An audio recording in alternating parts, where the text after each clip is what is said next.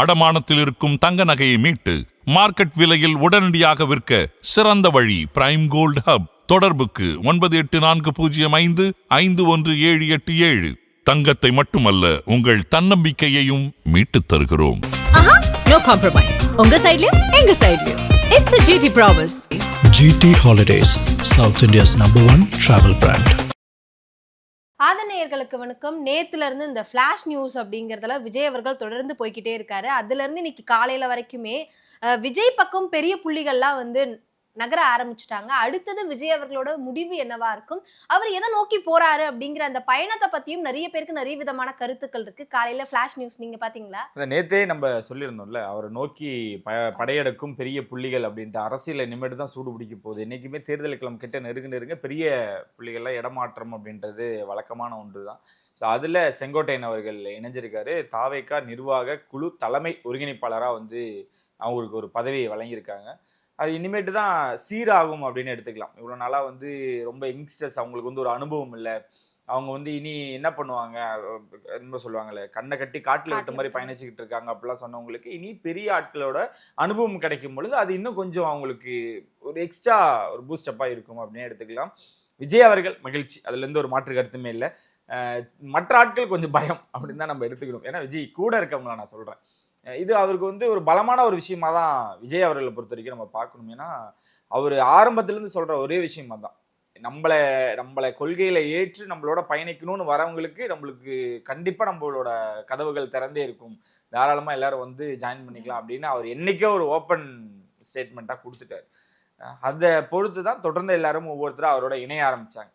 அவர் ஒன்றுமே இல்லை, அவர் சினிமா கவர்ச்சி மட்டும்தான், அவருக்கு ஒரு ஒரு பொருட்டே இல்லை, அவருக்கு கொள்கை கோட்பாடுன்னு இந்த மாதிரி எந்த விஷயங்கள் தெரியாது, அவர் கூட எப்படி பயணிப்பாங்க, எப்படி அவரை பின் தொடருவாங்க அப்படின்னு நினைச்சவங்க எல்லாருமே ஆதவ் அவர்கள், நிர்மல் அவர்கள் தொடர்ந்து நிறைய பேர் இணையும் பொழுது ஒவ்வொரு கேள்விகளா ஒவ்வொரு ஜர்கா அப்படின்னே சொல்லலாம், அது அந்த மாதிரி ஏற்பட்டுட்டே இருந்துச்சு. இப்போ செங்கோட்டையன் அவர்களே இணைஞ்சிட்டாங்க.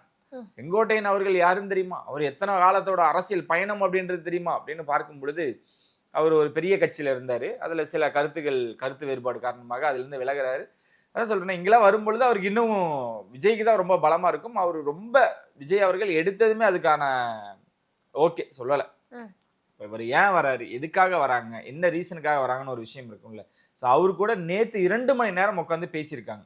எங்களோட கொள்கை கோட்பாடு இது, இந்த மாதிரியான விஷயங்கள்லாம் நாங்கள் பின்பற்றிருப்போம், எங்களுக்கு திராவிடமும் தமிழ் தேசியமும் எங்களுக்கு 2 கண்கள் அப்படின்னு தொடர்ச்சியாக சின்ன ஒரு மீட்டிங் மாதிரி ஒரு 2 மணி நேரம் அவங்க நேற்றே நினைச்சிருந்தா இணைஞ்சிருக்கலாம். நேற்று ஏன்னா அவர் அங்கே பதவியை ராஜினாமா பண்ணுறாரு, நேரடியாக போய் அவர் சந்திச்சு இணைஞ்சிருக்கலாம். ஸோ இன்னைக்கு அதை பிளான் வைக்கும் பொழுது 27 இடமும் இருக்குங்க. நீங்கள் நல்லா பார்க்கும் பொழுது போன மாதம் 27, அதுக்கு முன்னாடி 27, இப்போ அடுத்த மாதம் 27 முதற்கொண்டு 27 தேர்ந்தெடுத்துக்கிட்டே இருக்காரு. எங்கே போய் என்ன முடியும்னு தெரியல. ஏன்னா அவர் என்ன பண்ணாலும் ஒரு ஜோதிட ரீதியா ஒரு விமர்சனம் வச்சுக்கிட்டே இருக்காங்களே. சனிக்கிழமை அப்படின்றது ஒரு விமர்சனம் வச்சாங்க, இப்ப திங்கக்கிழமை அப்படின்னு ஒண்ணு வச்சாங்க, இப்ப 27ன்னு ஒண்ணு பிடிச்சிருக்காங்க. இன்னைக்கு வியாழக்கிழமை வேற, நம்ம 2 நாளைக்கு முன்னாடி பேசியிருந்தோம் வியாழக்கிழமை சென்டிமெண்ட்னு ஒண்ணு இருக்கு அப்படின்ட்டு. இன்னைக்கு வியாழக்கிழமை கரெக்டா அதே மாதிரி ஒரு விஷயம் வேற நடந்திருக்குல்ல. ஸோ இது எல்லாமே எங்கேயோ ஒரு இடத்துல சின்னதா அப்படின்னு பார்க்கும் பொழுது சந்தோஷம் தானே, நல்லது நடந்தா சந்தோஷம் தானே. இதெல்லாம் சென்டிமெண்ட்லாம் ஓரமா வச்சுட்டு இன்னைக்கு செங்கோட்டையன் இணைஞ்சிருக்காங்க. நீங்க கேட்ட கேள்வி என்னன்னா, தொடர்ந்து பெரும் புள்ளிகள்லாம் படையெடுக்கிறாங்களே, அவங்க எல்லாம் நேம இன்னும் அவங்களாம் பேசிட்டு இருக்காங்க. எதுவா இருந்தாலும் அதிகாரப்பூர்வமா இணைஞ்சா மட்டுமே தெரியும். இப்ப இவருக்கே நிறைய விதமான வாய்ப்புகள் இருந்தது.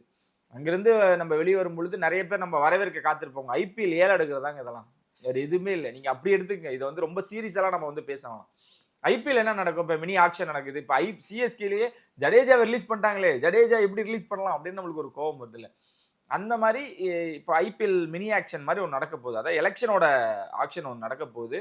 இந்த டிசம்பர் ஜானு இந்த 2 மாதத்துல உங்களுக்கு இங்க இருக்கவங்க அங்க போகலாம், அங்க இருக்கவங்க இங்கே போகலாம், நீங்க நினைக்கக்கூடிய நீங்க கேட்கக்கூடிய பெரும் புள்ளிகளும் அங்க போகிற வாய்ப்புகள் இருக்கு.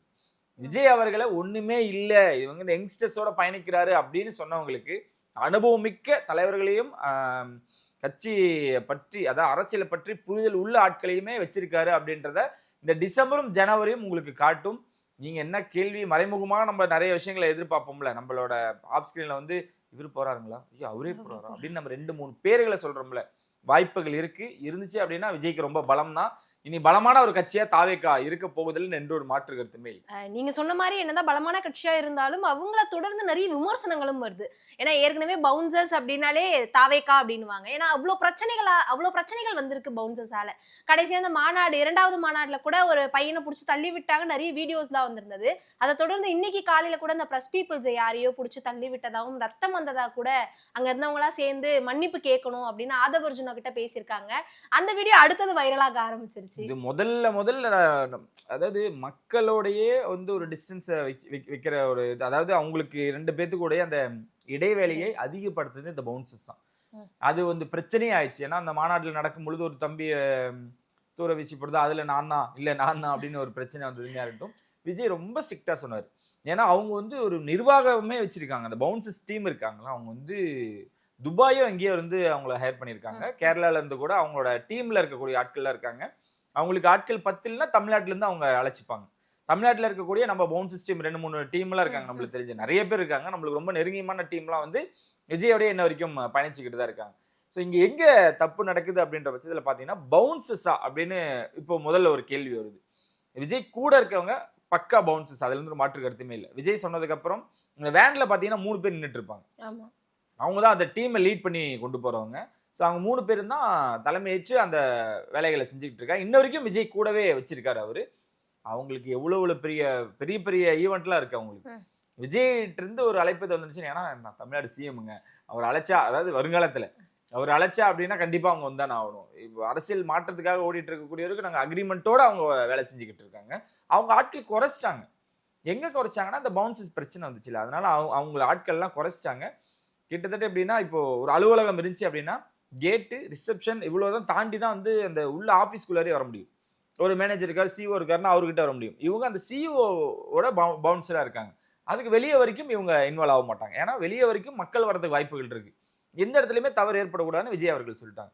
ஸோ இது தாண்டி இந்த கரூர் இன்சிடென்ட்டுக்கு அப்புறம் ஒரு ஒரு குழு அமைச்சிருந்தாங்க, நம்ம சொல்லியிருந்தோம்ல. அதுல 2 பேர் லீட் பண்றாங்க, 2-3 பேர் கிட்ட லீட் பண்றாங்க. ஸோ அவங்களும் வந்து ஒரு ரிட்டையர்டு ஆஃபீஸர்ஸ் அந்த மாதிரி நிறைய விஷயங்கள் சொல்றாங்க. அது நம்மளுக்கு எவ்வளவு உண்மைத்தன்மைன்னு தெரியல. நம்ம இப்ப கடைசியா காஞ்சிபுரம் போறப்ப கூட அவங்க எல்லாம் நிறைய விஷயங்கள் பேசப்பட்டது. அவங்க என்ன பண்றாங்கன்னா அவங்களுக்கு கீழே ஒரு டீமை வகுக்கிறாங்க. அவங்க தான் வந்து இப்போதைக்கு இந்த கேட் பாஸ், அதுக்கப்புறம் அதை தாண்டி உள்ள இந்த கதவுகள் வரைக்கும் நம்ம சொன்ன இந்த ரிசப்ஷன் வரைக்கும் ஒரு டீம் இருப்பாங்கல்ல, அவங்க தான் அதை பாத்துக்கிறாங்க.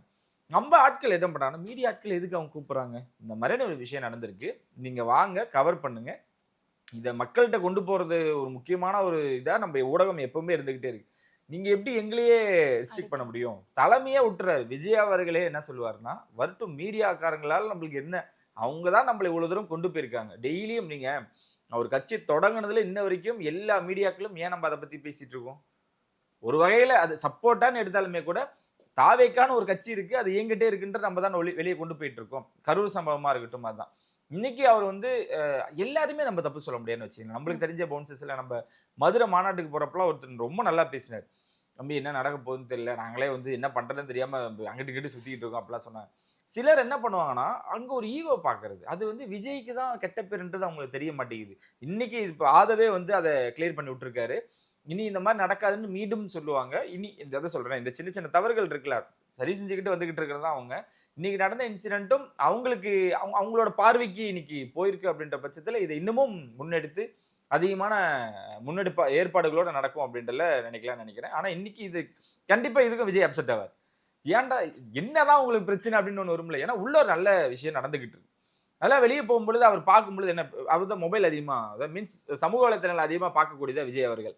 ஓகே இணைஞ்சிட்டாரு, ஓகே பாசிட்டிவா போயிட்டு இருக்குப்பா, காலையில இருந்து வியாழக்கிழமை பாசிட்டிவா ஸ்டார்ட் பண்றோம் அப்படின்றப்போ மீடியாக்காரங்களை நீங்க வந்து கை வச்சுட்டாங்க, தள்ளி விட்டாங்கன்றப்போ அவருக்கு எவ்வளவு கோவம். ஏன்னா அவர் கட்சியும் நிர்வாகிகளும் எவ்வளவு முக்கியமோ கிட்டத்தட்ட அப்படி மீடியாவை கவனிச்சிருக்கீங்கன்னு சொல்லக்கூடியவர் தான் விஜய். சதியால சந்திக்கல, பிரஸ் மீட் கொடுக்கல, அதெல்லாம் ஒரு பக்கம் இருக்கட்டும். ஆனா வந்தவங்க அவங்களாலதான் நம்மளுக்கு எங்கேயோ ஒரு இடத்துல ஒரு நல்ல விஷயங்கள் நடந்துட்டு இருக்குன்னு அவருக்கே தெரியும். அதனால இந்த மாதிரியான விஷயங்கள் அவர் கண்டிப்பா ஒரு கோவத்தை ஏற்படுத்தும். நீங்க அப்படிதான் வருத்தத்தை ஏற்படுத்துன்றது மாரி கோவத்தை ஏற்படுத்தும். மீண்டும் அந்த குழுட்ட சொல்லுவாருங்க, தயவு செஞ்சு நீங்க அவங்களை தொடவே தொடாது, நீ அவங்கள பண்ணா அது நம்மள தொடர மாதிரி தான் இருக்கும் அப்படின்னு. ஏன்னா அவர் இறங்கி வந்து இந்த வேலைகளை பண்ண முடியாது. கீழே இருக்கக்கூடிய அதுக்கு ஒரு ஹெட்டை போட்டிருப்பாங்களே, இப்போ ஆதவோ புஷியானந்த் அவர்களோ அவங்களாம் வரும்பொழுது அவங்களுக்கு கீழே ஒரு 2 பேர் போட்டிருப்பாங்க. தயவு செஞ்சு இதுதான் அவங்களோட லிமிட். அவங்கள தாண்டி நீங்க அவங்க என்ன பண்ணாலுமே நீங்க அதை அனுசரிச்சு தான் போகணுன்றதை இனிமேட்டு சொல்லுவாங்கன்னு நினைக்கிறேன். அதுதான் நடந்திருக்கும் இல்லையா? விஜய் அவர்கள் கண்டிப்பா இதை கண்டிப்பார் அப்படின்றல மாற்று கருத்தே இல்லை. காலையில இருந்து செங்கோட்டையன் அவர்கள் தாவேக்கால இணைஞ்சிட்டாரு அப்படின்ற அந்த விஷயத்தை தொடர்ந்து நான் ஒரு மீம் பார்த்தேன். செங்கோட்டையன் வந்து எம்ஜிஆர் சார் கூட இருந்தார் இல்லையா? சோ எம்ஜிஆர் டு விஜய், எம்ஜிஆர் கூட இருக்கும்போது கண்டிப்பா அந்த கட்சி வந்து ஜெயிச்சிச்சு. இப்போ செங்கோட்டையன் அவர்கள் தாவேக்கால இணைஞ்சிட்டாரு, அப்போ அடுத்த சிஎம் விஜய் அவர்களா அப்படிங்கிற எவ்வளவு தூரம் அரசியல் பேச வச்சிருக்காங்கன்னு நினைக்கும் பொழுது நல்லா இருக்குல்ல. ஏன்னா சினிமா சார்ந்தே சினிமா அப்டேட்ஸ் சினிமா விஷயங்களா பேசிட்டு இருக்கும் பொழுது அவரை டீகோட் பண்றோம். அவர் எங்க போய் இணைஞ்சாரு அப்படின்ற விஷயம் நீங்க கேட்டா வந்து இல்ல எம்ஜிஆர் அவர்கள் நடிகர் தானே, நடிகரா இருந்து அரசியலுக்கு போனவர் தானே அப்படின்லாம் பேசுவோம். ஆமா, அதுதான் ஏற்றுக்கொள்ள வேண்டிய விஷயமா இருக்கு. அதான் நான் சொல்றேனே, அவர் வந்து அவர் ரொம்ப மன உளைச்சல்ல இருந்தாருன்றதை அவரே சொல்லியிருக்காரு.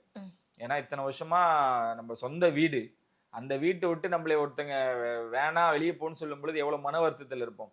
அப்ப நான் உங்களை பாத்துக்கிறோம், நம்ம அவருக்கு கரெக்டான ஒரு இடமா போய் உட்காரணும். நீங்க எப்போ வந்தாலும் நாங்க ஏத்துக்கிறோம், உங்களுக்கான அங்கீகாரம் கொடுக்குறோம், அதுக்கான உரிமையை கொடுக்குறோம் அப்படின்வாங்கல்ல. ஸோ அதுக்கான ஒரு இடம் இருக்கும் பொழுது கண்டிப்பா அங்க போய் தான் ஆகணும்.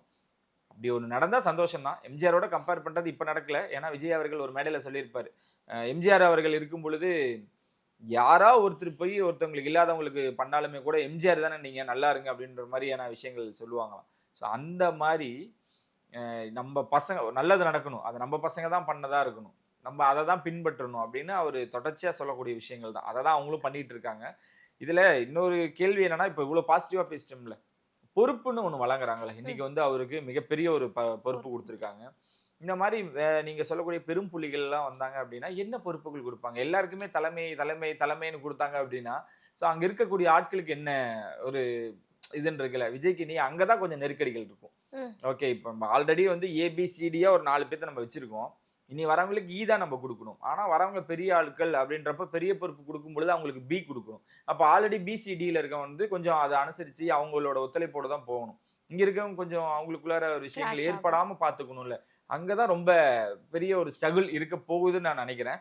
ஆனா அவரு ரொம்ப நீட்டா ஹேண்டில் பண்ணுவார். சொன்ன மாதிரி ஏபிசிலேயே அவ்வளோ லெட்டர்ஸ் இருக்கு. அந்த மாதிரி ஒவ்வொன்றுக்கும் ஒவ்வொரு பதவியை கொடுத்து கரெக்டா இவர் லீட் பண்ண போறாருன்றது மாற்று கருத்தே இல்லை.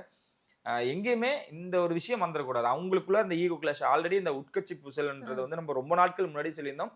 அவர் இந்த பொறுப்புகள்லாம் வழங்குறதுக்கு முன்னாடி அதை ரொம்ப அழகா சீரமைச்சு கொண்டு வந்தாங்களே, அந்த மாதிரி இப்ப இனிமேட்டு பெரிய ஆட்கள் வரும் பொழுது அவங்களுக்கு உண்டான ஸ்பேஸ், அவங்களுக்கு உண்டான பொறுப்புகள் கொடுக்கும் பொழுது ஆல்ரெடி இருக்கவங்களுக்கும் எந்த ஒரு விஷயங்களும் இல்லாம கொண்டு போவாரு அப்படின்ற நம்பிக்கையோட தான் எல்லாருமே இயங்கிட்டு இருக்காங்க, பயணிச்சுக்கிட்டு இருக்காங்க. கடைசி வாரம் ஞாயிற்றுக்கிழமை அன்னைக்கு காஞ்சிபுரத்துல ஒரு மீட்டிங் நடந்திருந்தது.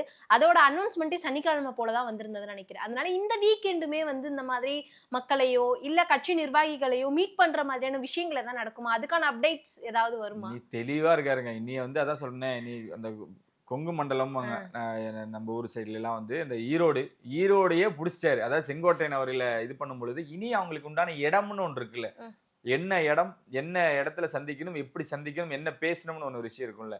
இனிமேட்டு தான் அதிகமா எக்ஸ்பெக்ட் பண்ண போறாங்க எல்லாருமே. நீங்க சொன்ன மாதிரி அந்த ஞாயிற்றுக்கிழமை பேசின அந்த காஞ்சிபுரம் மக்கள் சந்திப்பை இன்ன வரைக்கும் பேசிக்கிட்டு இருக்காங்க. விஜய் அவர்கள் அதில் சொன்ன அந்த தற்கொலை விஷயங்களா இருக்கட்டும், இவ்வளவு விஷயங்கள் பேசப்படுதில்ல, பேச வைக்கிறாருல்ல, அதுவே அந்த சந்திப்போட வெற்றியா தான் நம்ம பார்க்கணும். இது தொடருமா அப்படின்றத நம்ம நீங்க சொன்னதான் வெள்ளிக்கிழமை தான் அதோட அறிவிப்பு அதிகபட்சம் வரும், வெள்ளி சனி. ஏன்னா இவங்க என்ன தேர்ந்தெடுக்கிறாங்கன்னா ஒரு கல்லூரி, ஏன்னா இதுக்கு பெர்மிஷன் வந்து ஒரு அரங்கத்துக்குள்ளால நடந்த ஒரு விஷயத்துக்காக மிகப்பெரிய ஒரு அனுமதியோ, விஜய் வந்து இதை பேச போற, எத்தனை மணிக்கு வர போற, ரோட்ல என்ன பண்ண போறாரு, மேலே ஏறி கை காட்ட போறாரு, இதுக்கெல்லாம் ஒரு வகையறை இருந்துச்சு. அதெல்லாம் எதுவுமே இல்லாம டக்குன்னு ஒரு அனுமதி வாங்கி டக்குன்னு ஒரு நம்மளுக்கு அதுக்கு பின்னாடி என்ன நடந்துச்சுன்னு தெரியாது. ஆனா எவ்வளவு ஈஸியா ஒரு விஷயம் முடிஞ்சிருச்சு. நம்மளுக்கு எல்லாம் நினைக்கும் போது என்ன திடீர்னு அறிவிக்கிறாரு, என்ன இப்படா இது பாசிபிள் அப்படின்னு நம்மளுக்கு யோசிக்க தோணுச்சு. சிலர்லாம் உண்மையா போய் எல்லாம் கேட்க ஆரம்பிச்சாங்க.